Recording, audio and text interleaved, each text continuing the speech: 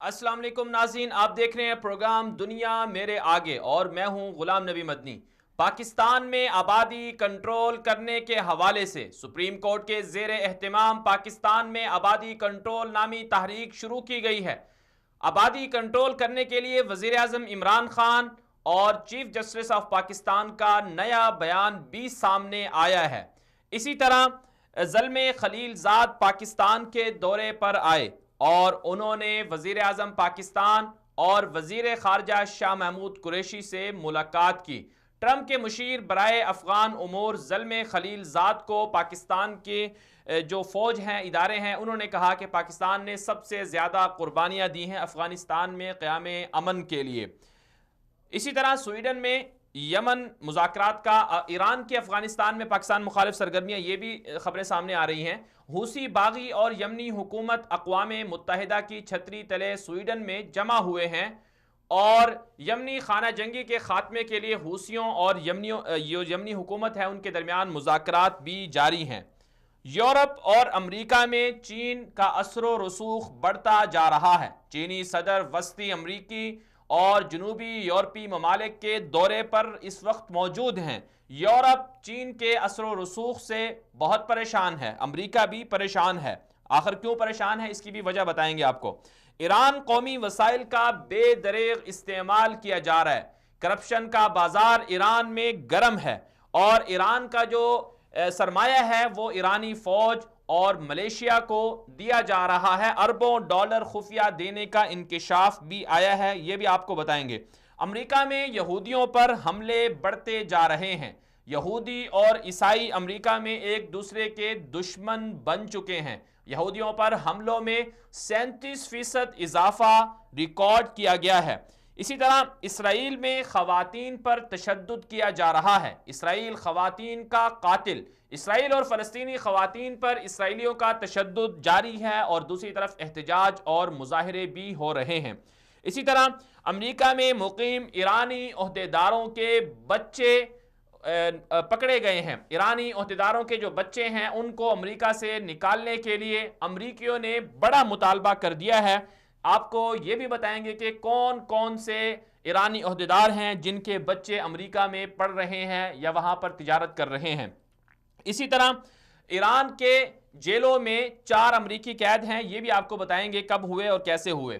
دوسری طرف ایرانی پارلیمنٹ کے 8 اراکین احتجاجاً مستعفی ہو گئے ہیں۔ ایران کی جو سیاستدان ہیں وہ آپس میں لڑ رہے ہیں اور ایرانی پارلیمنٹ کے جو 8 اراکین ہیں وہ مستعفی ہوئے ہیں۔ کیوں ہوئے ہیں، وجہ کیا ہے، یہ بھی آپ کو بتائیں گے۔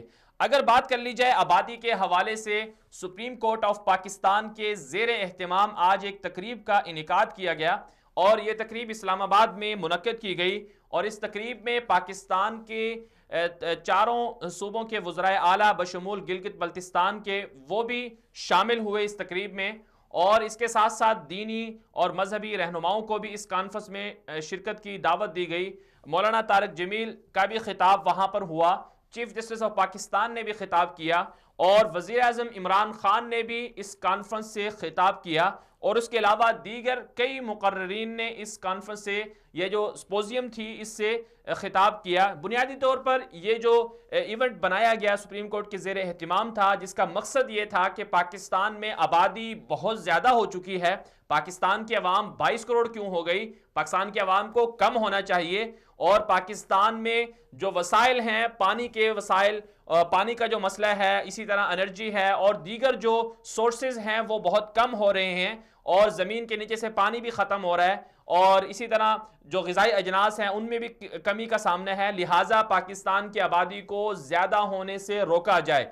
چیف جسٹس آف پاکستان نے اپنے خطاب میں کہا کہ 2030 تک جو اعداد و شمار سامنے آ رہے ہیں کہ پاکستان کی آبادی 2030 تک 45 کروڑ ہو جائے گی، جو ایک بہت بڑا مسئلہ بن جائے گا۔ مزید جان لیتے ہیں، اسی حوالے سے مزید بات کر لیتے ہیں۔ ہمارے ساتھ پاکستان کے معروف مذہبی اسکالر جناب مفتی محمد زبیر صاحب موجود ہیں، ان سے جاننے کی کوشش کریں گے کہ آبادی کنٹرول کے حوالے سے جو تحریک یا جو باتیں کی جا رہی ہیں، کیا اسلام اس حوالے سے کیا کہتا ہے اور سماج پر اس کے اثرات کیا پڑیں گے۔ مفتی صاحب بہت بہت شکریہ، آپ نے ہمیں وقت دیا۔ یہ فرمائیے گا کہ جو باتیں کی جا رہی ہیں کہ آبادی کو کنٹرول کیا جائے، پاکستان کے وسائل کم ہو رہے ہیں، لہٰذا پاکستان کی آبادی زیادہ ہو گئی تو بہت زیادہ نقصان ہو جائے گا، تو آپ کیا سمجھتے ہیں کہ اسلام کے اس حوالے سے کیا کہتا ہے، اور سماج پر اس کے جو منفی اثرات ہیں وہ کس طرح کے پڑیں گے؟ بسم اللہ الرحمن الرحیم، نحمدہ و نصلی علی رسول الکریم، اما بعد۔ گزارش یہ ہے کہ پہلے بھی اس موضوع پر کچھ باتیں اور کچھ گزارشات میں پیش کر چکا ہوں۔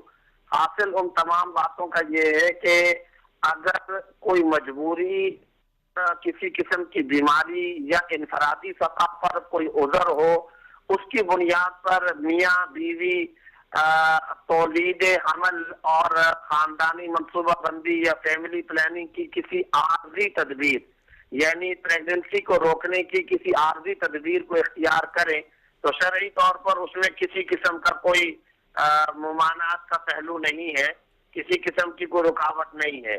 مثال کے طور پر اگر اگلی ولادت میں عورت کی جان کا خطرہ ہو، یا ناقابل برداشت تکلیف کا اندیشہ ہو، یا عورت کو شدید کمزوری لاحق ہو، تو ایسی صورت میں عارضی طور پر خاندانی منصوبہ بندی کا کوئی بھی مروجہ طریقہ اختیار کرنا شرعاً جائز ہے۔ لیکن مستقل بنیاد پر مرد یا عورت کے تولید کی صلاحیت، ولادت کی صلاحیت ہی ختم کر دینا شرعاً ناجائز اور حرام ہے، اس سے احتراز کرنا بھی لازم ہے۔ اس کے ساتھ ساتھ یہ بات ذہن میں رکھیں، جیسا کہ میں نے عرض کیا کہ انفرادی سطح پر کسی بیماری، کسی تکلیف، کسی عذر کو تو ہم سبب بنا سکتے ہیں، لیکن یہ پوری کی پوری تحریک چلائی جا رہی ہے اور وسائل اور رزق اور معاش کے ساتھ اس کو نفی کیا جا رہا ہے، یہ چیز اسلام کے مزاج کے، قرآن اور حدیث کے مزاج کے بالکل خلاف ہے۔ آپ قرآن کریم کا مطالعہ کریں تو قرآن کیا کہتا ہے؟ لا تقتلوا اولادکم خشیۃ املاق، کہ تم اپنے اولاد کو فقر و فاقہ کے ڈر سے قتل مت کرو، ہم ان کو بھی رزق دیتے ہیں، تم کو بھی رزق دیتے ہیں، نحن نرزقکم وإیاہم، تم کو بھی رزق دیتے ہیں، ان کو بھی رزق دیتے ہیں۔ ہمیں قرآن کریم سے جو مزاج سمجھ میں آتا ہے وہ یہ کہ دیکھو، رزق کے ساتھ، روزگار کے ساتھ، وسائل کے ساتھ فیملی پلاننگ کو نفی کرنا، یہ بالکل خلاف قرآن، خلاف شریعت، خلاف اسلام مزاج ہے۔ اور احادیث طیبہ سے بھی ہمیں یہ بات واضح طور پر پتہ چلتی ہے۔ آپ صلی اللہ علیہ وسلم نوجوانوں کو خطاب کر کے فرما رہے ہیں، یا معاشر الشباب من یستطع منکم الباءۃ فلیتزوج، جس کو صلاحیت اور استعداد ہو وہ شادی کرے۔ آپ صلی اللہ علیہ وسلم نے نکاح کے بارے میں اس بات کا اہتمام فرمایا، نکاح سستا ہو، عام ہو، آسان ہو، نکاح جلدی سے جلدی ہو، آسان ہوتا ہے، سستا ہوتا ہے، عام ہوتا ہے، اس معاشرے سے فحاشی اور عریانی کا دروازہ بند ہو جاتا ہے۔ پھر نکاح کی بے شمار حکمتیں کئی احادیث کے اندر بیان کی گئی، جن حکمتوں میں سے ایک حکمت یہ بھی بیان کی گئی، اس سے رزق میں اضافہ ہوتا ہے، مال و دولت کے اندر کشادگی اور فراوانی پیدا ہوتی ہے۔ تو ہمیں تو قرآن کا، احادیث طیبہ کا، شریعت کا یہ مزاج سمجھ میں آ رہا ہے، اور اب یہاں یہ کہا جا رہا ہے بھائی آبادی بڑھے گی، مسائل زیادہ ہو جائیں گے، وسائل بہت کم ہے، فلاں سن تک یہ ہوگا، فلاں سن تک۔ میں گزارش اس سلسلے میں دو باتیں کرنا چاہتا ہوں۔ اہم ترین دو نکات ہیں، دو تجاویز ہیں۔ پہلی بات یہ ہے کہ ہمارے دیہاتوں میں، جنگلوں میں، ہمارے صحرائی علاقوں میں، انٹیریئر کے علاقوں میں، ہمارے تھر کے علاقوں میں، ہمارے بستیوں کے اندر عام طور پر خاندانی منصوبہ بندی یا فیملی پلاننگ کے حوالے سے جو بات پائی جاتی ہے وہ یہ کہ عورت کتنی ہی تکلیف میں ہو، عورت کتنی ہی بیماری کے اندر ہو، وہ کتنی ہی سخت پریشانیوں کے اندر مبتلا ہو، تب بھی یہ سمجھا جاتا ہے، بعض لوگ یہ سمجھتے ہیں کہ جناب عارضی طور پر بھی تدبیر اختیار کرنا شاید شرعاً حرام ہوگا، ناجائز ہوگا۔ تو میں یہ سمجھتا ہوں اس علم کو عام کرنے کی ضرورت ہے۔ بھائی یہ صورتیں ہیں جن میں اگر آپ عارضی طور پر فیملی پلاننگ کی کوئی تدبیر اختیار کریں گے تو وہ قرآن و حدیث کے اگینسٹ نہیں جائے گا، وہ قرآن حدیث کے خلاف نہیں ہوگا۔ بالکل مفتی صاحب، لیکن جس طرح کہ آپ اویئرنیس کو، اس شعور کو بیدار کرنے کی ضرورت ہے۔ جی بالکل مفتی صاحب، آپ نے بالکل ٹھیک کہا کہ یہ شعور تو اجاگر، جی بالکل مفتی صاحب آپ نے ٹھیک فرمایا کہ یہ شعور اجاگر کرنا چاہیے جو صورتیں ہیں جن میں کچھ نہ کچھ مسائل ہو سکتے ہیں، لیکن جیسا کہ آپ نے بھی ذکر کیا کہ ایک تحریک کی صورت میں اگر یہ بات کی جائے گی تو یہ اسلام کے جو مزاج ہے اس کے خلاف ہے۔ تو پاکستان کا نام بھی نظریہ اسلام کی بنیاد پر بنا، اور پھر جو ساری چیزیں پاکستان میں وہ ساری اسلام کے مطابق چل رہی ہیں، تو پھر اس تحریک کے حوالے سے عوام اور سماج پر اس کا کیا اثر پڑے گا؟ عوام کو پھر کس طرح سے اس پر رد عمل دینا چاہیے، یا پھر عوام کیا کرے؟ دیکھیں اس سلسلے میں یہ بات عرض کرتا ہوں اور عوامی سطح پر بھی یہی شعور ہے. وہ یہ ہے کہ دیکھیں مشکل یہ ہے, مصیبت یہ ہے, کرنے کا جو کام ہوتا ہے ہم اس طرف نہیں جاتے, جو اصل حقیقی اسباب اور جو مسائل ہیں ان کو حل کرنے کی طرف ہم نہیں جاتے. معلوم نہیں, سمجھ میں نہیں آتا کہ کیا مسائل ہیں, اور ہمارا قرآن و سنت سے دوری کا ہمارا ایک ذہن بن چکا ہے, یا مادہ پرستی یا دنیا پرستی کا, کہ جو اصل معاملات ہیں ان سے ہٹ کر نان ایشوز کے اندر ہم مبتلا ہو جاتے ہیں. مثلا میں اس کی ایک چھوٹی سی مثال بتاؤں. چھوٹی سی مثال یہ ہے کہ کچھ عرصہ پہلے آپ کو معلوم ہے پاکستان کے اندر پنجاب کے ایک دیہات میں زینب ایک بچی کا معاملہ پیش آیا تھا. اس وقت ہم نے بار بار اس بات پر آواز اٹھائی کہ دیکھیں جی نظام انصاف کو طاقتور ہونا چاہیے, دیکھیں جی اس وقت فحاشی اور عریانی کو ختم کرنا چاہیے, دیکھیں جی جو اس طرح کے معاملات کرتے ہیں قصاص کا نظام فوری نافذ ہونا چاہیے. یہ اصل اسباب ہے, فحاشی ختم ہو, عریانی ختم ہو, روحانیت کی طرف انسانوں کو لایا جائے اور یہ کام کیے جائیں. لیکن بجائے اس کے ہم دوسری طرف چل پڑے, اور وہ کیا جناب سیکس ایجوکیشن عام کیا جائے, جناب یہ فلاں کام عام کیے جائے. ارے بھائی یہ اس کا حل نہیں ہے. تو یہ میں ایک مثال بتا رہا ہوں. بالکل اسی طریقے سے آج اصل معاملہ کرنے کا کیا ہے. ہم بات کر رہے ہیں کہ پاکستان کے مسائل بہت زیادہ ہیں, تو بھائی مسائل کو حل کرنے کی طرف آئے نا. کرپشن یہاں کا سب سے بڑا مسئلہ ہے, کرپشن کو آپ حل کریں, لوٹی ہوئی دولت لے کر کے آئے, پی آئی اے کو ٹھیک کرے, ریلوے کا نظام صحیح ہونا چاہیے, ہسپتالوں کو صحیح کرنا چاہیے, ایجوکیشن کے محکمے کو صحیح کرنا چاہیے, تعلیم کو صحیح کرنا چاہیے. آپ 2030 کے ویژن یا اس وقت کی آبادی کو, میں سوال یہ کرتا ہوں کہ آج جو آبادی ہے کیا اس کے مطابق ہمارے اسپتال ٹھیک کام کر رہے ہیں, اسکول ٹھیک کام کر رہے ہیں, ریلوے پی آئی اے صحیح کام کر. بالکل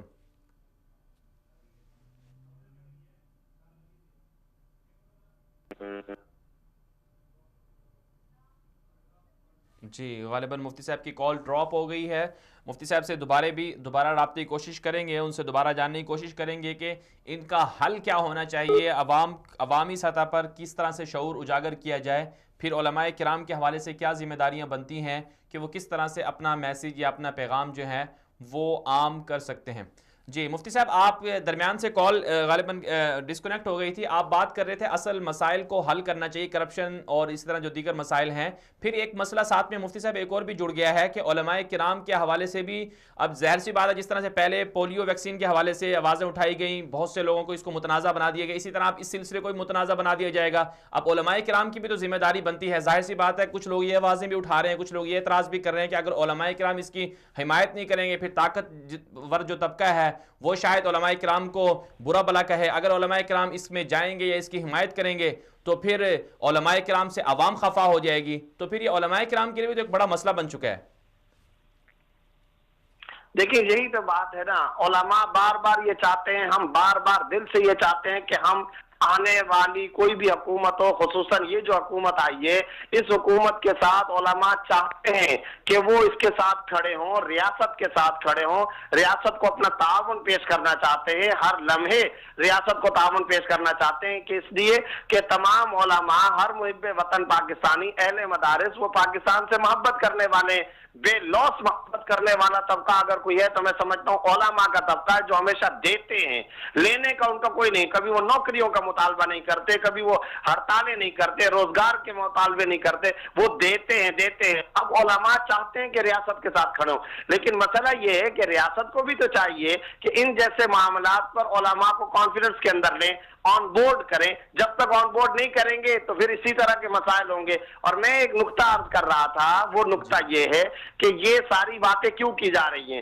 باتیں یہ اس لیے کی جا رہی ہیں کہ وسائل کم ہیں, اور وسائل کم ہیں, مسائل زیادہ ہیں. میں اسی نقطے سے اختلاف کرتا ہوں. کس نے کہہ دیا ہے کہ وسائل کم ہیں؟ وسائل کم نہیں ہیں. حکیم سعید شہید مرحوم کا میں قول ذکر کر رہا تھا کہ سورہ رحمان میں اللہ نے جا بجا جو نعمتیں ذکر کی ہیں, اور ہر نعمت کے بعد اللہ تعالیٰ ربکما تو کذبان فرماتے ہیں, وہ فرماتے ہیں میں نے تجزیہ کیا ہے, سروے, تحقیق اور ریسرچ کی ہے. اللہ نے سورہ رحمان میں بیان کردہ ساری نعمتیں پاکستان کو دے رکھی ہیں. بات یہ ہے کہ یہاں پر وسائل کو لوٹا گیا ہے. کرپشن کی گئی ہے، بددیانتی ہے، یہاں پر نظام انصاف کمزور ہے، یہاں ہر محکمے میں تباہی ہے، اوپر سے لے کر نیچے تک رشوت کا بازار گرم ہے، وسائل کو لوٹ کھسوٹ کا نشانہ بنایا گیا ہے۔ جس طریقے سے وسائل کو لوٹ کھسوٹ کا نشانہ بنایا گیا ہے، آپ مجھے بتائیے، اس کی ایک واضح مثال ہے، یہ ایمریٹ ایئر لائن کو اٹھانے والا کون ہے؟ پی آئی اے۔ یہ قطر ایئر ویز کو اٹھانے والا کون ہے؟ پی آئی اے۔ دبئی کے اندر ہمیں لوگ ملتے ہیں کہ جناب ہماری جتنی ایئر لائنز ہیں ہمارے استاد تو پی آئی اے، اور آج پی آئی اے کی اپنی صورتحال کیا ہے؟ بات یہ ہے کہ وسائل کا صحیح استعمال اور وسائل کو صحیح طور پر اپنے ٹھکانوں پر لگانا اور دیانت، امانت، یہ ہے اصل مسائل۔ حکم نظام انصاف مضبوط ہونا چاہیے، لوٹی ہوئی دولت واپس آنی چاہیے، کرپشن کو ختم کرنا چاہیے، بددیانتی ختم ہونی چاہیے، یہ ہے اصل مسائل۔ ان مسائل کو حل کیے بغیر ہم یہ کریں کہ جناب وہ 2 بچے پیدا ہوں تو تیسرا نہ پیدا ہو، یہ کیا ہے معاملہ؟ جو میرے کرنے کا کام ہے وہ میں کرتا نہیں ہوں، اللہ کی تخلیق ڈالنا چاہتا ہوں۔ بھائی بات یہ ہے، قانون شریعت، مزاج شریعت یہ ہے، تم وہ کرو جو تمہارے اختیار میں ہے، پھر اللہ وہ کرے گا جو اللہ کے اختیار میں ہے۔ اللہ تعالیٰ کے اختیار میں پھر سب کچھ ہے، اللہ رب العزت سب کچھ عطا کر، لیکن ہم اپنے اس ارتھ پر، اس ملک میں دیانت کو تو فروغ دیں، سچائی کو تو فروغ دیں، عدل اور انصاف کو تو، یہ ہے اسباب ترقی کرنے کے۔ بعض ممالک کی صورتحال تو یہ ہے کہ وہاں پر انہوں نے خاندانی منصوبہ بندی یا فیملی پلاننگ، یعنی یہ غیر فطری طریقے، ان غیر فطری طریقوں کو جب انہوں نے اپنایا، ایک وقت آیا کہ ان کی آبادی بوڑھوں پر مشتمل ہو گئی، پھر انہوں نے انعام لگائے، پھر انہوں نے انعامی وظیفے لگائے، بھائی جو جتنے زیادہ بچے پیدا کرے گا تو اس کو اتنے زیادہ انعامات دیے جائیں گے۔ تو پتہ یہ چلا کہ اصل جو ایشوز ہیں ان ایشوز کی طرف آنا چاہیے، اصل مسائل، اصل اسباب کی طرف آنا چاہیے، نہ یہ کہ ہم آرٹیفیشل طریقوں سے مسائل کو حل کرنے کی طرف آئیں۔ جی مفتی صاحب، آپ کا بہت بہت شکریہ، آپ نے بہت اچھی اور قیمتی گفتگو کی، آپ کا بہت بہت شکریہ۔ ناظرین کرام، بدقسمتی یہ ہے کہ پاکستان میں جن لوگوں نے 70 سال سے پاکستان کو لوٹا اور پاکستان کی جو عوام ہے ان کے حقوق غصب کیے، ان کے حقوق پر ڈاکہ ڈالا یا پاکستان کی عوام کو غلام رکھا، اپنے ماتحت رکھا، ان لوگوں کا احتساب نہیں ہو رہا ہے، ان لوگوں کو پکڑنے کی باتیں نہیں کی جا رہی ہیں، ان لوگوں سے پاکستان کو پاک کرنے کے خلاف، پاکستان کو پاک کرنے کے حوالے سے، تاکہ وہ لوگ ملک سے نکل جائیں، ملک ان سے پاک ہو جائے، ان کے خلاف کوئی تحریک نہیں چلائی جاتی، کوئی سپوزیم نہیں ہوتی ہے، کوئی کانفرنس نہیں ہوتا ہے، کوئی ایونٹ نہیں ہوتا ہے، کوئی سیاستدان یا پھر تمام مکاتب فکر کے جو لوگ ہیں پاکستان میں، تمام شعبوں سے وابستہ لوگ کبھی ان کے خلاف متحد نہیں ہوتے ہیں۔ تحریک انصاف آواز اٹھاتی ہے کہ فلاں پارٹی میں فلاں کرپٹ لوگ ہیں، اسی طرح نون لیگ اگر آتی ہے وہ آواز اٹھاتی ہے کہ فلاں پارٹی میں فلاں کرپٹ لوگ ہیں، پیپلز پارٹی آتی ہے وہ دوسروں پر الزام لگاتی ہے، تو آپس کا یہ دھندا ایک دوسرے پر الزامات لگانے کا چل رہا ہے۔ دوسری طرف سے پاکستان کے سپریم کورٹ کے معزز چیف جسٹس جناب ثاقب نثار صاحب وہ ایک تحریک چلا رہے ہیں، وہ ایسے کام کر رہے ہیں جو ان کی فیلڈ ہی نہیں ہے، وہ جس مقصد کے لیے پاکستان نے ان کو ایک اعزاز دیا، پاکستان نے چیف جسٹس کو جو منصب یا جو عہدہ جس کام کے لیے دیا، چیف جسٹس صاحب وہ کام نہیں کر رہے۔ چیف جسٹس صاحب کیا کر رہے ہیں؟ ڈیم بنا رہے ہیں، چیف جسٹس صاحب ہسپتالوں میں جا رہے ہیں، چیف جسٹس صاحب بیرونی دورے کر رہے ہیں چندہ جمع کرنے کے لیے، کس کے لیے؟ ڈیم کے لیے۔ اور اب چیف جسٹس صاحب نئی تحریک چلانے نکلے ہیں، اور وہ تحریک ہے کہ بچے 2 پیدا کرو، 2 سے زیادہ پیدا نہ کرو۔ بچے اگر زیادہ پیدا ہو گئے، پاکستان کی آبادی اگر کل کو 45 کروڑ ہو گئی تو پاکستان کے اوپر آفت آ جائے گی، پاکستان دیوالیہ ہو جائے گا، پاکستان کا دنیا سے نام مٹ جائے گا۔ یہ وہ چیزیں کی جا رہی ہیں۔ چیف جسٹس صاحب خود آپ کس عمر میں پہنچے ہوئے ہیں؟ آپ کے خود 5 بچے ہیں، آپ نے اپنے 5 بچے پیدا کر لیے، اور اب یہ چاہ رہے ہیں آپ کے باقی جو دنیا ہے، باقی جو نوجوان ہیں وہ بچے 5 پیدا نہ کریں۔ آپ کو معلوم ہونا چاہیے ناظرین کرام، یہ پاکستان کے ساتھ وقتاً فوقتاً کچھ لوگ آتے ہیں، پاکستان کے ساتھ کھلواڑ کرتے ہیں۔ اگر پاکستان کے وسائل کو دیکھا جائے تو جو اعداد و شمار بتاتے ہیں وہ یہ ہیں کہ پاکستان دنیا کا 7واں ایٹمی ملک ہے، پاکستان کے پاس دنیا کی 7ویں بڑی فوج ہے، آبادی کے لحاظ سے پاکستان دنیا کا 6واں بڑا ملک ہے، اور اسی طرح پاکستان کے پاس جو یوتھ ہے، جو نوجوان ہے جن کی عمر 30 سال سے کم ہے، 65% پاکستان کی آبادی 30 سال سے کم عمر افراد پر مشتمل ہے۔ پوری دنیا میں آپ جہاں چلے جائیں، یورپ کے جتنے بھی ممالک ہیں، چاہے فرانس ہو، اٹلی ہو، جرمنی ہو، یا پھر کوئی اور ملک، برطانیہ ہو، امریکہ ہو، کینیڈا ہو، یہ سارے کے سارے ملک جو ہیں یہ پریشان ہے کہ وہاں پر نوجوان نہیں ہیں، نوجوان وہاں پر ختم ہو چکے ہیں، بوڑھے بچے ہوئے ہیں۔ یہی وجہ ہے کہ آپ کو سب سے زیادہ جو یورپ میں لوگ ملیں گے وہ بیرونی دنیا سے، ایشیا سے ملیں گے، یا پھر سینٹرل ایشیا سے ملیں گے، یا پھر افریقہ سے ملیں گے۔ مختلف ممالک کے لوگ یورپ میں جمع ہیں، کیوں؟ وہاں کی خدمت کر رہے ہیں۔ کوئی فرانس میں ہے، پاکستانی کتنے لوگ ہیں جو فرانس میں؟ آپ سعودی عرب کی مثال لے لیں، سعودی عرب دنیا کا جو رقبے کے لحاظ سے پہلے 5 بڑے ممالک میں شمار ہوتا ہے، اور سعودی عرب دنیا کا امیر ترین ملک ہے، جو دنیا کے ٹاپ کے 5 ملک ہیں ان میں سعودی عرب کا شمار ہوتا ہے۔ تو لیکن وجہ کیا ہے کہ سعودی عرب میں زیادہ تر جو آبادی ہے، 1 کروڑ کے لگ بھگ جو آبادی ہے وہ بیرونی لوگوں کی ہے، جن میں پاکستان کے 20 سے 25 لاکھ لوگ مقیم ہیں۔ وجہ کیا ہے کہ سعودی عرب کے پاس اپنے بندے نہیں ہیں، اور رقبہ ہے لیکن اپنے بندے نہیں ہیں۔ دنیا میں جہاں بھی آپ چلے جائیں وہاں پر لوگ پریشان ہیں، وہاں ممالک پریشان ہیں کہ ہم اپنا مستقبل کیسے بچائیں۔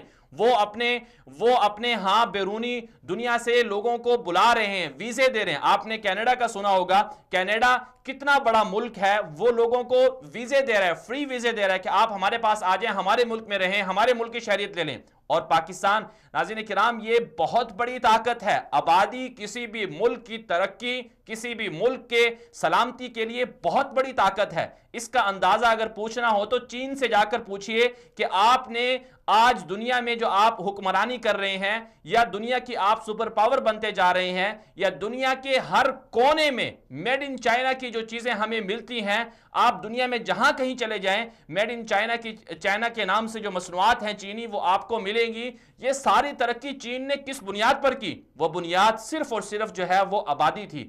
1 ارب 40 کروڑ سے زائد چینی ہیں، اور یہ دنیا کی سب سے بڑی آبادی کا جو ملک ہے وہ چین ہے۔ یہی وجہ ہے کہ دنیا میں طاقتور معیشت کے اعتبار سے دنیا کے ہر ملک میں جو غلبہ ہے وہ چین کا ہے۔ کیوں؟ آبادی کے لحاظ سے۔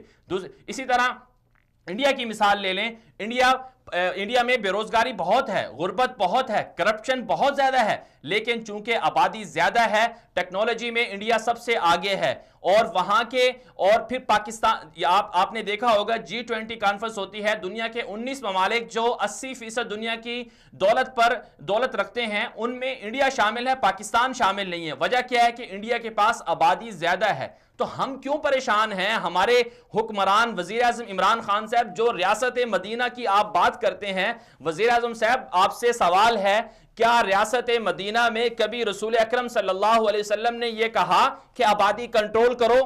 کیا رسول اکرم صلی اللہ علیہ وسلم نے کوئی یہ تحریک چلائی؟ ریاست مدینہ کے چیف جسٹس رسول اکرم صلی اللہ علیہ وسلم خود تھے۔ ریاست مدینہ کے وزیر اعظم اور حکمران اور سب کچھ امیر المؤمنین اور سب کچھ رسول اکرم صلی اللہ علیہ وسلم تھے، حکمران تھے، سب کچھ تھے۔ کیا رسول اکرم صلی اللہ علیہ وسلم نے کبھی اس طرح کانفرنس بلائی کہ صحابہ اکرام کو کہا ہو کہ آپ بچے کم پیدا کرو، مسئلہ ہے ہمارے پاس؟ اور پھر ریاست مدینہ کی اس وقت کی صورتحال آپ دیکھیں کہ وہاں پر ایک وقت کے لیے کھانے کے لیے روٹی نہیں ہوتی تھی، کئی دن گزر جاتے تھے، چولہے نہیں جلتے تھے۔ وہاں پر صورتحال یہ تھی، لیکن اس کے باوجود صحابہ اکرام کی 4 شادیاں تھی اور بچے 10 15 بچے تھے۔ تو ریاست مدینہ کی صورتحال یہ تھی ریاست مدینہ۔ وزیر اعظم صاحب آپ کون سی ریاست مدینہ کی بات کرتے ہیں؟ آپ کس ریاست مدینہ کی طرف پاکستان کو لے کر جانا چاہتے ہیں؟ کون لوگ ہیں جو آپ کو گمراہ کر رہے ہیں؟ کون لوگ ہیں جو آپ کو بہکا رہے ہیں کہ پاکستان کی آبادی کم کر لو؟ پاکستان کی آبادی اگر 2030 میں 45 سے 90 کروڑ ہو جائے تو پاکستان دنیا کا طاقتور ملک بن جائے گا، پاکستان کے مقابلے میں کوئی نہیں آئے گا۔ آج انڈیا پاکستان سے کیوں ڈرتا ہے؟ انڈیا پاکستان کے اوپر کیوں حملہ نہیں کرتا؟ اس کی بنیادی وجہ یہ ہے کہ پاکستان کی جو عوام ہے اس کے اندر وہ طاقت ہے۔ پاکستان کی جو عوام ہے، 22 کروڑ جو عوام ہے، یہ اصل طاقت ہے۔ انڈیا کو خوف ہے یہ 22 کروڑ نہیں ہے بلکہ یہ 44 سے بھی زیادہ 90 کروڑ یہ عوام ہے۔ کیوں؟ ان کے پاس ایک تو ایمان کی طاقت ہے، دوسرے یہ اپنے وطن پر مر مٹنا جانتے ہیں۔ اسی وجہ سے دنیا کی کوئی بھی طاقت پاکستان کے خلاف حملہ نہیں کر سکتی۔ یہ سازشیں کہاں سے ہو رہی ہیں؟ یہ کون کہہ رہے ہیں پاکستان کو کہ آپ آبادی کم کر لو؟ جنرل مشرف کے دور میں بچے دو ہی اچھے کا نعرہ لگایا گیا اور اس کے سامنے چھپی سازشیں سامنے آئی. کس نے سازشیں کی؟ کون لوگ تھے اس تحریک کے پیچھے؟ کون لوگ تھے؟ وہ این جی اوز جو پاکستان کے قبائلی علاقوں میں جا کر خواتین کو دوائیاں دیتی ہیں کہ بچے کم پیدا ہوں ان کو. بلوچستان کے علاقے میں عورتوں کے رحم کو کمزور کرنے کے لیے انہیں گولیاں دی جاتی تھی. یہ کون لوگ تھے؟ یہ وہ این جی اوز تھے جو پاکستان کی قبائلی عوام سے خفا تھے. ان کو پتا تھا کہ یہ قبائلی عوام، ان کو ہم کبھی پاکستان کا مقابلہ نہیں کر سکتے جب تک کہ ان کو کم کر دیں. اگر پاکستان کی آبادی 5 کروڑ ہو جائے یا پاکستان کی آبادی 10 کروڑ ہو جائے تو کیا پھر پاکستان جو ہے اپنے خطے میں جو پاکستان کے 2 بڑے حریف بیٹھے ہوئے ہیں جن میں ایک انڈیا ہے اور دوسری طرف سے چین ہے، کیا پاکستان ان کا مقابلہ کر لے گا؟ اگر پاکستان کی آبادی 10 کروڑ یا 15 کروڑ یا 20 کروڑ پر ہی رک جائے تو چین پاکستان پر قبضہ کر سکتا ہے. دنیا کی بڑی طاقتیں پاکستان کو کھا جائیں گی. یہ سارے کے سارے لوگ جو ہیں، چاہے وہ چیف جسٹس ہوں، ہمارے لیے معزز ہیں، ہم ان کا احترام کرتے ہیں. وزیر اعظم صاحب بھی ہمارے لیے معزز ہیں. پاکستان کے دیگر پارلیمنٹ اور پاکستان کے دیگر ادارے ہمارے لیے معزز ہیں، لیکن پاکستانیوں کی آواز بھی سننی چاہیے. وزیر اعظم صاحب اور چیف جسٹس صاحب اور پاکستان ثاقب نثار صاحب، آپ کو چیلنج ہے، آپ سروے کروا لیں، پاکستان کی عوام سے پوچھ لیں، شفافیت کے ساتھ پاکستان کی عوام سے پوچھ لیں، سروے کروا لیں، 22 کروڑ عوام سے پوچھ لیں کہ آپ بچے 2 پیدا کرنا چاہتے ہیں یا آپ بچے زیادہ پیدا کرنا چاہتے ہیں. پاکستان کی آبادی 22 کروڑ رکھنا چاہتے ہیں یا پاکستان کی آبادی آپ 90 کروڑ کرنا چاہتے ہیں؟ آپ کو حقائق کا پتہ چل جائے گا کہ پاکستانی قوم کیا چاہتی ہے. پاکستان کی جنہوں نے پاکستان کے لیے قربانیاں دی وہ کیا چاہتے تھے. اس لیے وزیر اعظم عمران خان صاحب، آپ سے مؤدبانہ گزارش ہے کہ آپ ان لوگوں کے بہکاوے میں مت آئیں جو آپ کو سیدھے راستے سے ہٹانا چاہتے ہیں، جو آپ کو ریاست مدینہ کے اصل تصور سے بہکانا چاہتے ہیں. چیف جسٹس آف پاکستان صاحب، آپ سے بھی گزارش ہے، 36,000 سے زائد کیسز اس وقت سپریم کورٹ میں زیر التوا ہیں. 2016 کے بعد جب سے آپ چیف جسٹس بنے ہیں، ٹھیک ہے مان لیا آپ نے دن رات کام کیا اور آپ نے بہت سارے کیسز نمٹا دیے. آپ سے سوال ہے چیف جسٹس صاحب، آپ سے سوال ہے کہ پاکستان میں اس وقت جو سپریم کورٹ میں 36,000 کیسز ہیں ان کو آپ نے نمٹانے کے لیے کیا کوئی تحریک چلائی؟ کیا کہیں آپ نے دورے کیے؟ کیا رات دن آپ بیٹھ کر اس پر کبھی آپ نے سوچا کہ 20 سال گزر گئے ہیں، لوگوں کو فیصلے نہیں ہوئے، لوگ مظلوم ہیں، مقتول ہیں، انہیں انصاف نہیں ملتا، لیکن آپ ان کو انصاف دینے کے لیے بجائے اس کے کہ آپ اپنی اس پر غور کرتے کہ میں رات دن کام کروں، پاکستان کی گورنمنٹ کو مجبور کروں کہ پاکستان میں عدالتیں زیادہ بنائی جائیں، پاکستان کے حکمرانوں کو مجبور کروں کہ وہ جگہ جگہ پر ایسی عدالتیں، کچہریاں بنائیں کہ جہاں پر لوگوں کو سستا اور فوری انصاف ملے. لیکن چیف جسٹس آف پاکستان صاحب، آپ نے اس طرف توجہ دینے کی بجائے آپ دوسرے کاموں میں لگ گئے ہیں. یا تو آپ ڈیم بنا رہے ہیں یا پھر آپ بچے کم کر رہے ہیں. یہ آپ کی فیلڈ نہیں ہے، اس کے لیے اور بہت سے لوگ ہیں، بہت سے لوگ یہ کام کر سکتے ہیں. آپ اپنی فیلڈ میں اگر کوئی ایسا کارنامہ کریں گے کہ جس سے اگر ایک مظلوم کو انصاف مل جائے اور اگر آپ کا ایک فیصلہ اچھا ہو جائے اور آپ نے عدل و انصاف کے مطابق فیصلہ کر دیا اور قوم کو صحیح طرح سے انصاف دے دیا تو آپ تاریخ میں یاد رکھے جائیں گے. لیکن ڈیم بنانا بہت ضروری ہے، ہم بھی کہتے ہیں، ہم بھی اس کے حامی ہیں، پاکستان میں بننے چاہیے، لیکن یہ آپ کا کام نہیں ہے، یہ حکمرانوں کا کام ہے. آپ کا کام عوام کو انصاف دینا ہے. ناظرین کرام، اس لیے آپ کو اس تحریک کے بارے میں سوچنا ہوگا، غور کرنا ہوگا اور پاکستان کے حکمرانوں کو اور پاکستان کی عدالتوں کو یاد کروانا ہوگا کہ آپ اپنے اصل کام میں رہیں، اپنے اصل کام سے مت ہٹیں اور اسی میں پاکستان کی بقا ہے اور اسی میں پاکستان آگے بڑھ سکتا ہے. اگر پاکستان کی آبادی کو کمزور کیا گیا، کم کیا گیا یا پاکستان کی آبادی کو گھٹایا گیا، اس سے نقصان یہ ہوگا کہ پاکستان چند سالوں بعد دنیا کے سامنے کمزور ہو جائے گا اور اپنے دفاع کے لیے اور اپنی سلامتی کے لیے پاکستان کو وہ خطرات لاحق ہو جائیں گے کہ شاید ہم وہ وقت سوچ نہیں سکتے، وہ بات کہہ نہیں سکتے کہ کاش کبھی پاکستان کے ساتھ ایسا نہ ہو جائے کہ پاکستان کے خلاف دنیا کی ہر طاقت، ہر جو بھیڑیا ہے پاکستان کے اوپر حملہ آور ہو جائے اور پاکستان کو نوچ کر کھا جائے. ناظرین کرام، یہاں پر ایک مختصر سی بریک لیں گے، بریک کے بعد واپس آئیں گے، ہمارے ساتھ رہیے گا.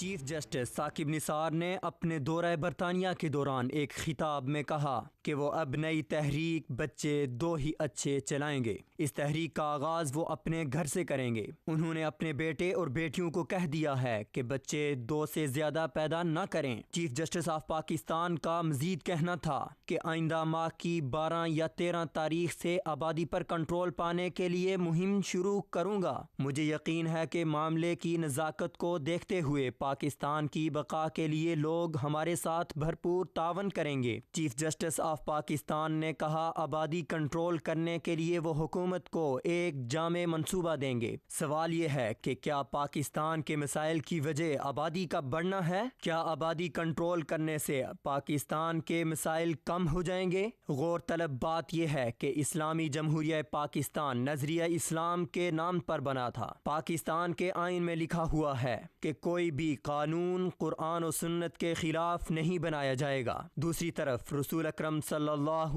علیہ وسلم کا فرمان مبارک ہے، کثرت سے نکاح کرو، قیامت کے دن میں تمہاری کثرت کی وجہ سے دیگر امتوں پر فخر کروں گا۔ سوال یہ ہے کہ اسلامی جمہوریہ پاکستان کے چیف جسٹس کو کیا زیب دیتا ہے کہ وہ رسول اکرم صلی اللہ علیہ وسلم کے فرمان کے برعکس آبادی کنٹرول کرنے جیسی مہم چلائیں؟ دنیا کے بیشتر ممالک آبادی کی قلت کی وجہ سے پریشان ہیں۔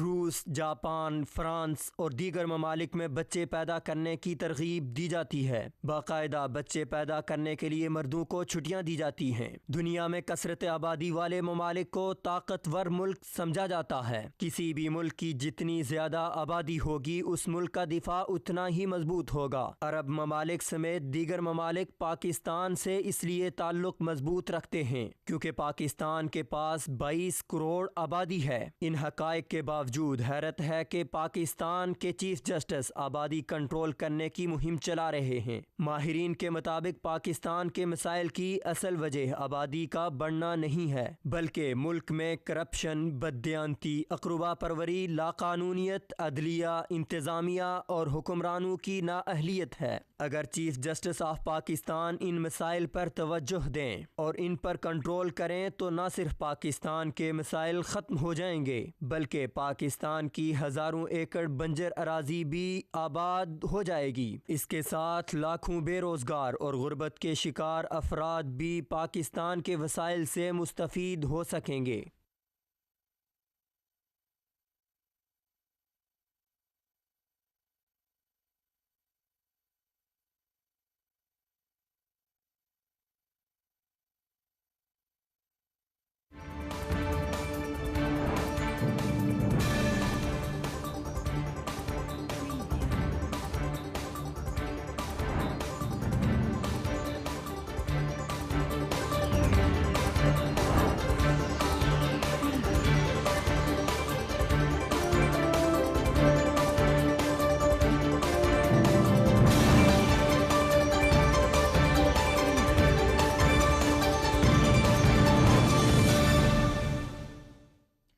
ویلکم بیک ناظرین، بات کر رہے ہیں دنیا میرے آگے میں آج کی ٹاپ سٹوریز کے حوالے سے۔ آج ہمارے ساتھ ایک اور پاکستان سے ٹاپ سٹوری ہے، وہ ہے کہ امریکہ 17 سالہ افغان جنگ میں شکست کھا گیا ہے۔ امریکہ نے اپنی شکست تسلیم کر لی ہے اور امریکہ اب یہ چاہتا ہے کہ باعزت طریقے سے امریکہ افغانستان سے کس طرح نکل سکتا ہے۔ یہی وجہ ہے کہ امریکہ کے مشیر برائے افغان امور، امریکی صدر کے جو مشیر ہیں زلمے خلیل زاد، وہ دوسری مرتبہ پاکستان میں آئے اور گزشتہ 3 مہینوں کے دوران وہ کئی ہنگامی دورے کر چکے ہیں اور اس وقت وہ 8 ملکوں کے دورے پر ہیں اور پاکستان میں آئے۔ وزیر اعظم پاکستان سے انہوں نے ملاقات کی اور اس سے پہلے شاہ محمود قریشی وزیر خارجہ سے بھی ملاقات کی، وفود کی سطح پر بھی ملاقات ہوئی اور پاکستان سے گزارش کی، پاکستان سے اپیل کی امریکہ نے کہ وہ افغانستان میں امریکی انخلاء کے حوالے سے، افغانستان میں قیام امن کے حوالے سے اپنا کردار ادا کرے۔ ایک وقت تھا کہ امریکہ کا تکبر سر چڑھ کر بولتا تھا۔ امریکہ یہی زلمے خلیل زاد ہیں جو پاکستان کو دھمکیاں اور پاکستان کے بارے میں ایسے بیانات دے چکے ہیں کہ جس سے پاکستان کو اس وقت بہت زیادہ دکھ ہوا تھا کہ سب سے زیادہ قربانیاں پاکستان نے دی ہیں اور وہ بھی امریکی جنگ کی وجہ سے۔ امریکی جو جنگ جاریت مسلط کی گئی تھی افغانستان افغانستان میں اس سے پاکستان کو بھی نقصان ہوا اور اب تک پاکستان نے نقصان برداشت کیا, اربوں ڈالر گنوا دیے, 75,000 سے زیادہ پاکستان نے جانیں قربان کر دیں. لیکن اب امریکہ کو سمجھ میں آ گیا ہے کہ 1 ٹریلین سے بھی زیادہ سرمایہ لگانے کے بعد 17 سال میں امریکہ نے کچھ حاصل نہیں کیا, صرف اور صرف افغان جنگ میں کھویا ہی کھویا ہے. تو آج امریکی جو زلمے خلیل زاد ہیں, امریکی صدر کے جو مشیر ہیں, انہوں نے امریکی صدر کا پیغام بھی پہنچایا اور ساتھ میں وزیر خارجہ سے بھی ملاقات کی, عمران خان صاحب سے بھی ملاقات کی اور کہا کہ ہمیں امریکہ سے نکالنے, افغانستان سے نکالنے کے حوالے سے ہمارا تعاون کیا جائے. مزید بات کر لیتے ہیں. ہمارے ساتھ موجود ہیں پاکستان کے سینئر تجزیہ کار جناب سیف اللہ خالد صاحب. سیف اللہ صاحب, بہت بہت شکریہ جوائن کرنے کا. یہ فرمائیے گا کہ جو زلمے خلیل زاد پاکستان کے دورے پر آئے ہیں اور پاکستان سے تعاون کی اپیل کی ہے, ایک وقت تھا کہ تکبر بہت زیادہ تھا, ٹرمپ بھی پاکستان کی مخالفت میں ٹویٹ کر رہے تھے, زلمے خلیل زاد بھی ایسے بیانات دے رہے تھے پاکستان کی مخالفت میں, اور اب پاکستان کے پاس آئے ہیں کہ ہمیں افغانستان سے نکالا جائے. تو آپ کیا سمجھتے ہیں کہ یہ مستقبل میں ہونے کیا جا رہا ہے اور یہ امریکہ نے کس طرح سے خود اپنے آپ کو تبدیل کیا؟ کیا مستقبل میں پاکستان, امریکہ جو ہے پاکستان کا مزید محتاج ہوگا؟ السلام علیکم. جی مدنی صاحب, جو زلمے خلیل زاد ہیں یہ شخصیت بنیادی طور پہ پاکستان مخالف شخصیت ہے. ہلو جی جی سیف اللہ صاحب, آواز آ رہی ہے آپ کی؟ جی بالکل, جاری رکھیے بات آپ. جی, زلمے خلیل زاد پاکستان مخالف شخصیت ہے. یہ پہلی اہم عہدوں پہ رہے ہیں, لیکن امریکہ کے نمائندہ بنائے افغانستان پاکستان کے طور پہ ان کا تقرر پہلی مرتبہ ہوا ہے. ماضی میں یہ کرپشن کے کیس میں, منی لانڈرنگ کے کیس میں انوالو ہوئے, جس کی وجہ سے ان کو ہٹا دیا گیا تھا مختلف عہدوں سے, لیکن اب پھر سے ان کو ٹرمپ نے اپوائنٹ کیا ہے. جیسے ہی زلمے خلیل زاد کا اپوائنٹمنٹ ہوا تھا, اسی وقت ہی طبیعت یہ کہنا تھا کہ یہ تقرر اصل میں ٹرمپ حکومت کے وہ جو افغانستان کے حوالے سے ان کی حکمت عملی ہے اس کا ایک آخری مہرہ ہے. وہ ہر حال جان چھوڑ کے بھاگنا چاہتے ہیں اور اس مقصد کے لیے زلمے خلیل زاد کو بھیجا گیا تھا. اس شخص کے یہاں اس خطے میں آنے کا ایک اور مقصد یہ ہے کہ کسی طرح سے طالبان کو امریکی ڈائریکٹ اپنے رابطے میں لیں اور پاکستان کو درمیان سے آؤٹ کیا جائے. بنیادی مقصد یہ تھا. لیکن اب ان کو اس بات کا اندازہ ہو چکا ہے کہ پاکستان کے بغیر خطے میں کوئی امن قائم نہیں ہو سکتا. تو اب وہ ٹرمپ کا خط بھی عمران خان کو آیا, اس سے پہلے بھی کچھ اسٹیٹمنٹ سے پازیٹیو آئے تھے. اب زلمے خلیل زاد خود آیا ہے اور اس نے پاکستان کی ریکویسٹ کی ہے کہ ہمیں یہاں سے نکالا جائے. لیکن اس سلسلہ میں صورتحال یہ ہے کہ بنیادی پلیئر پاکستان نہیں, طالبان ہے. پاکستان اس سے پہلے بھی کئی مرتبہ کہہ چکا ہے کہ ہم فیسیلیٹیٹر کا کردار ادا کر سکتے ہیں. ہم کسی طرح سے طالبان کو اس بات پہ قائل کرنے کی کوشش کر سکتے ہیں کہ وہ امریکہ کے ساتھ بات چیت کریں, لیکن ہم انہیں مجبور نہیں کر سکتے. امریکیوں کا اس وقت ایشو یہ ہے کہ وہ طالبان سے براہ راست بھی مذاکرات کے 2 دور کر چکے ہیں, لیکن طالبان اپنے بنیادی 3 مطالبات جو ان کے ہیں ان سے پیچھے ہٹنے کو تیار نہیں ہیں. اور اب روس میں ماسکو میں ہونے والی جو اس میں کے علاوہ باقی تمام ممالک نے طالبان کے ان مطالبات کو قرار دے دیا ہے, جبکہ عالمی برادری کو جائز قرار دے رہی ہے. تو اب امریکہ کے پاس کوئی راستہ فرار کا نہیں رہا. اس وجہ سے وہ اب پاکستان کے پاس آیا ہے کہ پاکستان اپنا اثر استعمال کر کے امریکیوں کو بیل آؤٹ کروائے. لیکن حقیقت یہ ہے کہ پاکستان بھی طالبان کو ان کے بنیادی 3 مطالبات سے نہیں ہٹا سکتا, جن میں سے پہلا مطالبہ تو یہ ہے کہ انہیں پولیٹیکل پارٹنر تسلیم کیا جائے, ان کے جو قیدی ہیں جن کی رہائی کا امریکہ نے پہلے وعدہ کیا تھا ان کو رہا کیا جائے, اور تو بات چیت کرنے کا سوچا جا سکتا ہے. اور پھر وہ کہتے ہیں کہ بات چیت امریکہ کے وہاں موجود رہنے پہ نہیں ہوگی, امریکہ اپنے نکلنے کی تاریخ دے تو وہ اس میں بات چیت کریں گے کہ امریکہ کو کیسے نکلنے کا کے لیے وہ فیسیلیٹیٹ کریں گے. اس میں جو سب سے امپورٹنٹ اور سب سے اہم چیز ہے وہ یہ ہے کہ امریکی نکلنے کو تو تیار ہیں, وہ یہ چاہتے ہیں کہ افغان ان کے کندھوں سے ہٹا دی جائے, وہ اپنی ذمہ داری اٹھا کے پھینکنا چاہتے ہیں.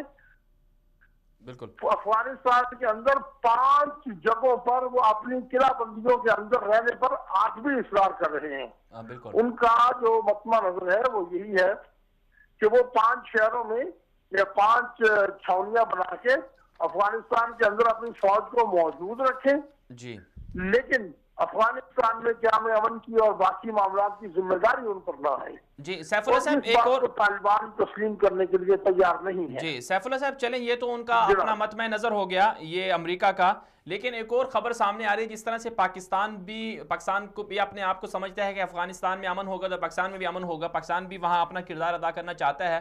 2 بڑی اور طاقتیں ہیں، ایک انڈیا کی اور ایک ایران کی۔ آج کی جو خبر ہے کہ ایرانی جو نائب ڈپٹی وزیر خارجہ سید عباس کی سربراہی میں انہوں نے پاکستان کے دفتر خارجہ کے عہدیداروں سے ملاقات کی ہے اور یہ کہا ہے کہ ایران بھی چاہتا ہے کہ افغانستان میں قیام امن ہو، لیکن دوسری طرف ہم دیکھتے ہیں کہ ایران جو ہے انڈیا کے ساتھ مل کر افغانستان میں انویسٹمنٹ کر چکا ہے بھاری، پارلیمنٹ افغانستان کی جو ہے وہ انڈیا کے ساتھ مل کر ایران بنا چکا ہے، اور پاکستان ایک وقت میں $2 ارب تک پاکستان کی تجارت تھی افغانستان کے ساتھ، اس پر قبضہ کر لیا ہے ایران نے، اور پچھلے سال کی چند مہینے پہلے کی رپورٹ ہے کہ ایران سب سے بڑا تجارتی پارٹنر ہے افغانستان کا، اور پھر افغانستان سے جو پانی ہے وہ سارا کا سارا ایران بھی جاتا ہے، ایرانی علاقے اس سے سیراب ہوتے ہیں، ان کا جھگڑا بھی چل رہا ہے، اور تو پھر ایران چاہتا بھی نہیں ہے کہ وہاں پر امن یا جنگ بندی ہو جائے، تو پھر کس طرح سے پاکستان کے ساتھ مل کر پاکستان کو ایک طرح سے اندر سے دھوکہ دے کر یا اس طرح کی کوئی صورتحال کر کے پاکستان کو یہ یقین دلانے کی کوشش کر رہے ہیں کہ وہ افغانستان میں قیام امن کا خواہاں ہے؟ دیکھیں جی، جہاں تک ایران کا معاملہ ہے اس حوالے سے میں 2-3 سوال آپ کے سامنے رکھوں گا، لیکن ان 2 اہم اور امپورٹنٹ سچویشن ہے جو ابھی تک دنیا کے سامنے نہیں آئی، یعنی دنیا کے متعلقہ لوگوں کے علم میں تو ہوگی لیکن میڈیا میں نہیں آ سکی۔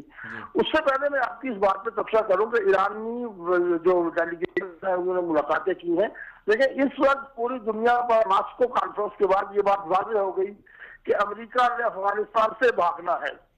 اب ہر ایک اس فکر میں لگا ہوا ہے کہ امریکہ کے بھاگنے کے بعد افغانستان میں اپنے مفادات کو اس نے کس حد تک سیکیور کرنا ہے، اور یہ بات ساری دنیا جانتی ہے کہ پاکستان کی حمایت کے بغیر کوئی بھی تعداد حاصل نہیں کر سکے گا، پاکستان کو ناراض کر کے تو کم از کم نہیں۔ لہٰذا انڈیا کا تو آپ سمجھیں کہ پتہ کٹ چکا ہے، انڈیا نو مور ان افغانستان، بالکل نہ اسے طالبان پسند کرتے ہیں نہ اسے پاکستان پسند کرتا ہے۔ امریکہ چلا گیا تو پھر 3 جگہ نقشبانی گورنمنٹ رہے گی، وہی پرانی معاملہ ہوگا جیسے افغان مجاہدین نے جب قبضہ کیا تو کابل حکومت کتنے دن رہ سکی تھی، طالبان تو اس کے مقابلے میں بہت زیادہ طاقتور ہے۔ تو ایران کا جو پاکستان کے ساتھ آنا ہے وہ بھی اسی دھوکہ دہی کا معاملہ ہے، ورنہ مجھے یہ بتائیں کہ ایک طرف تو افغان جنگ اپنے اختتام کی طرف جائے، اس کا حل کیا ہوتا ہے وہ تو بات کی بات ہے، لیکن میرا سوال یہ ہے کہ ایران نے جو شام میں اپنے 12,000 کے قریب ہزارہ اور دیگر شیعہ مسلک کے لوگوں کو بھرتی کر کے تربیت کر کے شام میں بھیجا ہوا تھا، لوائے فاطمین جس کو کہتے ہیں یا فاطمی بریگیڈ جس کو کہا جاتا ہے، دونوں میں سے کوئی ایک نام، تو وہ لوائے فاطمین اس وقت بامیان میں بلا کے بٹھانے کا کیا جواب ہے؟ بالکل یہ میڈیا میں ابھی خبر نہیں آئی، لیکن میں ایسی تصویریں دیکھ چکا ہوں کہ لوائے فاطمین کے دہشت گرد بامیان میں موجود ہیں، ان کی کیمپنگ وہاں موجود ہے، تو اگر وہ امن چاہتا ہے پاکستان میں تو وہ وہاں سے شام سے لوگوں کو کے ہزاروں کی تعداد میں بامیان اور حالات میں اکٹھا کرنے کا جواب کیا ہے؟ بالکل معاملہ یہ ہے کہ وہ سارے لوگ جو ہیں اپنی اپنی جو گیم چل رہے ہیں وہ ان کا اپنا مقصد ہے کہ پاکستان کو وہ کہیں، ابھی انہوں نے 2-4 دن پہلے ایک اور بھی آفر کی تھی یہ نومبر کے مڈ میں کہ جی وہ بارڈر پہ جوائنٹ ایکشن کرنا چاہتے ہیں اور پاکستان کے ساتھ انٹیلیجنس شیئرنگ کرنا چاہتے ہیں۔ معاملہ یہ ہے کہ جب ایران کا انٹیلیجنس شیئرنگ کا معاہدہ انڈیا کے ساتھ موجود ہے تو پاکستان کیوں ایران کے ساتھ انٹیلیجنس شیئرنگ کرتے ہیں؟ اس کا مطلب تو یہ ہوا کہ پاکستان ایران کے ساتھ جو انٹیلیجنس شیئرنگ کرے گا وہ پہلے سے قائم معاہدے کی وجہ سے ایران انڈیا کو فراہم کرے گا۔ بالکل۔ اور دوسری بات یہ ہے کہ سوال یہ نہیں ہے کہ پاکستان ایران کو یہ تو چاہتا ہے کہ پاکستان ایران کو ڈسٹرب کرنے والے لوگوں کو ایران کے ساتھ شیئرنگ کرے، لیکن ایران نے آج تک پاکستان کے ساتھ کون سی شیئرنگ کی ہے؟ کیا اسلم اچھو جو ہے جس نے چینی قوسوں پہ حملے کیے، بالکل کیا وہ ایران کے راستے نہیں استعمال کرتا روس کو؟ کیا نائنا بلوچ کا ایران سے کوئی تعلق نہیں ہے؟ کیا جو سب سے بڑا دہشت گرد اللہ نظر ہے وہ ایرانی علاقوں میں جا کے نہیں چھپتا؟ بالکل تو بات کرنا اور چیز ہے، عمل اور چیز ہے. ایران امن کی. جی چلیں سیف اللہ صاحب، آپ کا پوائنٹ آ گیا، آپ نے بہت اچھی گفتگو کی، بہت بہت شکریہ، آپ نے ہمارے ساتھ شرکت کی. ناظرین کرام آگے بڑھتے ہیں، ہمارے ساتھ ایک اور سٹوری ہے امریکہ سے. امریکہ میں عیسائی اور یہودی ایک دوسرے کے دشمن بن چکے ہیں، اور یہودیوں اور عیسائیوں میں جو دشمنی ہے، یہ آپس میں جھگڑا ہے، تنازع ہے، یہ بہت تاریخی ہے. عیسائی یہ سمجھتے ہیں کہ یہودی ان کے قاتل ہیں. جو عیسائیوں کا نظریہ ہے کہ حضرت عیسیٰ علیہ السلام کو جو عیسائیوں کے نظریے کے مطابق جو نے پھانسی یا سولی پر چڑھایا گیا، حالانکہ اسلام تو اس کی مخالفت کرتا ہے، اسلام کا نظریہ یہ نہیں ہے، لیکن عیسائیوں کے نظریے کے مطابق جو پھانسی چڑھائی گئی تھی وہ یہودیوں نے دی تھی، یہودی اس میں پیش تھے. یہی وجہ ہے کہ 1970 کی دہائی تک جو ہے وہ یہودیوں اور عیسائیوں کا آپس میں جھگڑا چلتا رہا. امریکہ میں یہودی بہت زیادہ مالدار ہیں، بڑے بڑے عہدوں پر موجود ہیں. یہودیوں کی بڑی بڑی جو کمپنیاں ہیں، بڑی بڑی جو انویسٹمنٹ ہے وہ ساری کے ساری امریکہ میں ہے. اور امریکہ کے جتنے بھی پولیٹیشین ہیں وہ سارے کے سارے یہودی سرمائے سے سیاست میں حصہ لیتے ہیں، چاہے وہ ٹرمپ ہو.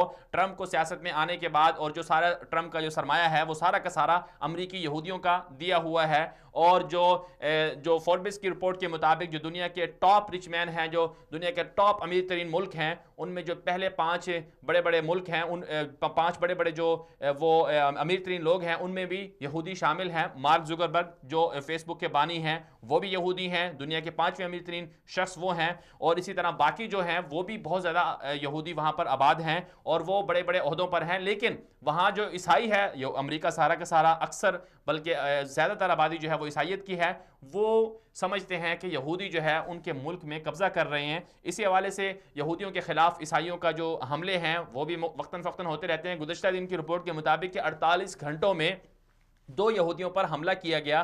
راہ چلتے ہوئے ایک یہودی کھڑا تھا، اس کو مکہ مار دیا گیا. اور 37% اضافہ ہوا ہے یہودیوں پر امریکہ میں حملے کے حوالے سے. اسی حوالے سے 24 اردو کی اسپیشل رپورٹ بھی ہے، رپورٹ دیکھیے. واپس آتے ہیں، ہمارے ساتھ رہیے گا. امریکہ میں یہودیوں پر بڑھتے ہوئے حملے.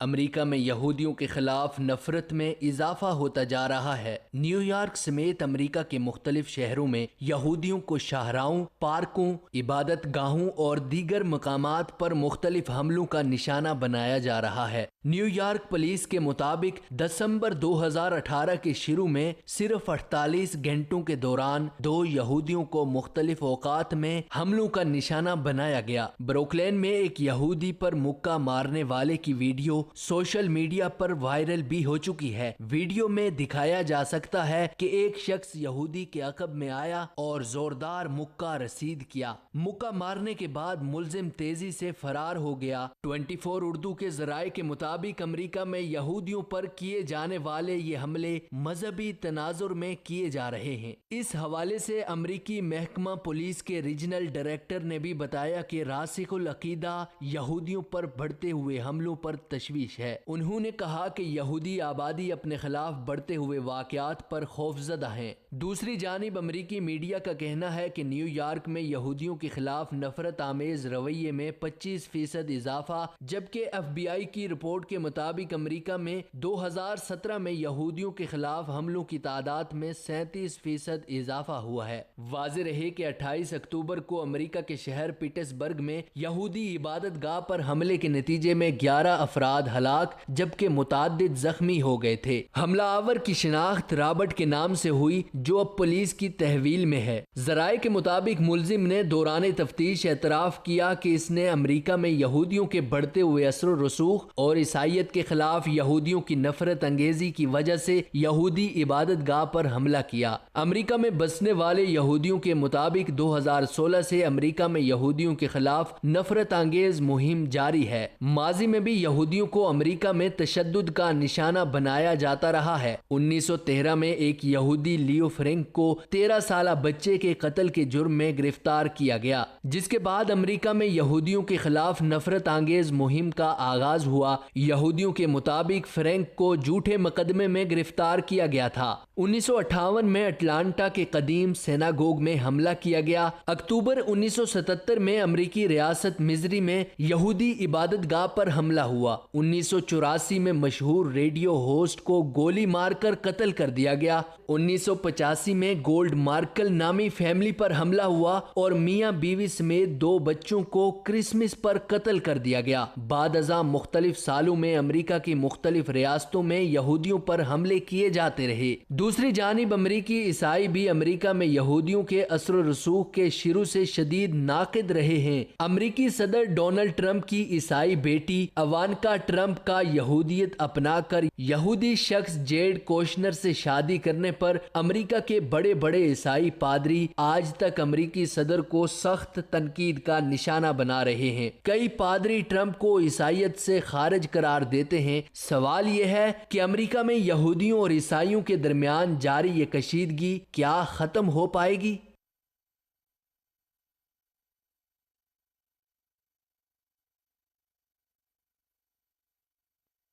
वेलकम बैक नाज़रीन, मज़ीद बात कर लेते हैं दुनिया मेरे आगे प्रोग्राम में। आज की टॉप स्टोरीज के हवाले से एक और स्टोरी हमारे पास है, वो यमन से है।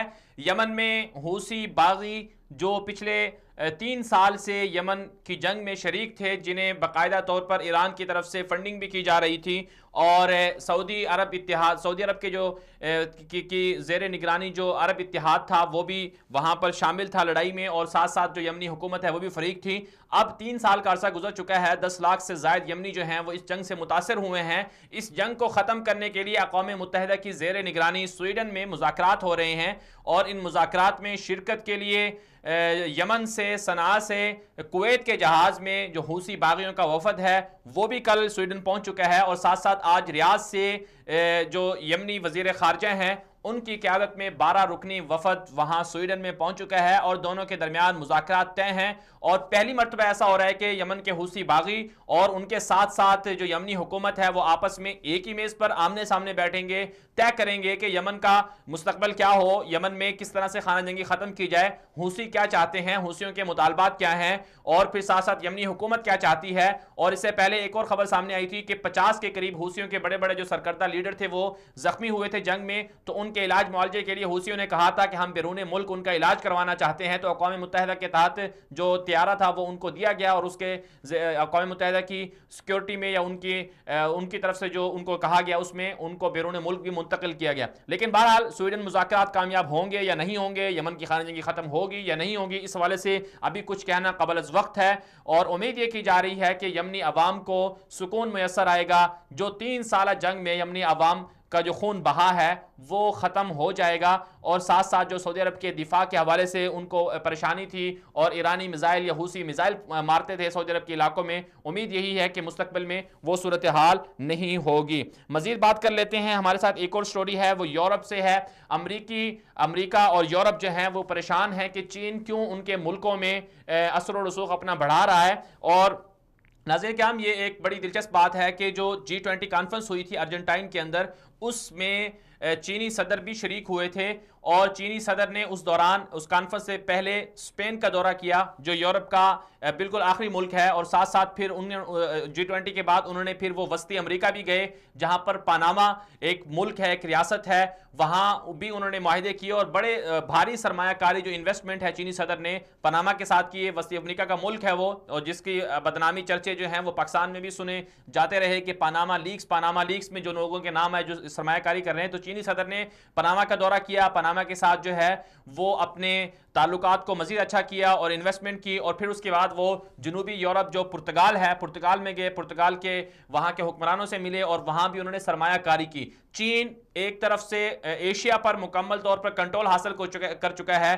पाकिस्तान समेत इंडिया, अफगानिस्तान और मालदीव और फिलिपाइन और इंडोनेशिया, मलेशिया, हर जगह चीन की सरमायाकारी है, पैसे हैं, सरमायाकारी कर रहा है, इन्वेस्टमेंट कर रहा है, और फिर साथ साथ जो है चीन खलीजी ममालिक में भी सरमायाकारी कर रहा है, और हज़ारों की तादाद में जो है चीनी वो खलीजी ममालिक में भी मौजूद हैं। और अब चीन की नज़रें जो हैं वो अमरीका फतह करने पर लगी हुई हैं। चीनी सदर ने अपने दौरे के दौरान जो वस्ती अमरीका या अमरीका की छोटी छोटी जो रियासती थी, जो बर-ए-आज़म अमरीका है, उसकी रियासतों का दौरा भी किया है, और साथ साथ वहाँ पर सरमायाकारी भी बढ़ाई है। اور اس سے امریکہ پریشان ہے کہ آنے والے وقت میں چین جو ہے پورے امریکہ پر قابض ہو جائے گا، اور اس سے پہلے جو چینی کمپنیاں ہیں وہ ساری کی ساری چائنا شفٹ ہو چکی ہیں، اور چین کی جو امریکہ چیزیں بناتا تھا اب وہ چائنا سے بن کے آ رہی ہیں۔ 2025 کا جو ویژن ہے چین کا، اس کے مطابق میڈ ان چائنا دنیا کا ٹاپ وہ ہے سلوگن ہوگا، لوگو ہوگا، دنیا کی کوئی چیز ایسی نہیں ہوگی جو چین میں نہ بنتی ہو۔ دوسری طرف سے یورپ بھی خفا ہے، فرانس اور برطانیہ نے بھی تشویش کا اظہار کیا ہے کہ چین کیوں اپنی سرمایہ کاری کر رہا ہے، کیوں پرتگال کو پیسے دے رہا ہے، اور کیوں پرتگال کے ساتھ جو ایسے قرضے ان کو دے رہا ہے کہ وہ تاکہ پھر بڑی بڑی کمپنیاں جو پرتگال کی ہیں یا دیگر ممالک کی ہیں وہ چین کے حوالے کی جا رہی ہیں۔ بہرحال چین کا بہت بڑا غلبہ دنیا پر ہونے جا رہا ہے، معاشی اعتبار سے جو جنگ ہے وہ چل رہی ہے، اور دنیا کی کوئی بھی طاقت شاید چین کا مقابلہ کر سکے اس تجارتی جنگ میں۔ اس پر پاکستانیوں کے لیے بھی ایک بڑا پیغام ہے جو آبادی کو کنٹرول کرنا چاہتے ہیں۔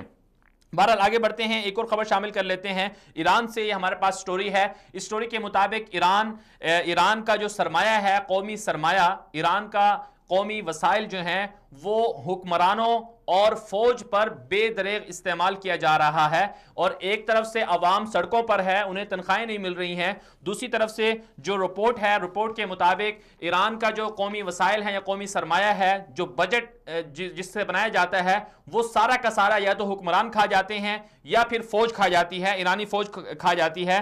یہ رپورٹ سامنے آئی ہے، برطانوی تھنک ٹینک کی یہ رپورٹ ہے۔ اس کے مطابق عسکری اداروں کو جو اعلانیہ بجٹ دیا جاتا ہے، یعنی ایرانی فوج جس میں پاسداران انقلاب شامل ہے اور اسی طرح باقی ملیشیا بھی شامل ہیں، جو ان کو اعلانیہ بجٹ دیا جاتا ہے اس سے کہیں دگنا ان کو خفیہ بجٹ دیا جاتا ہے۔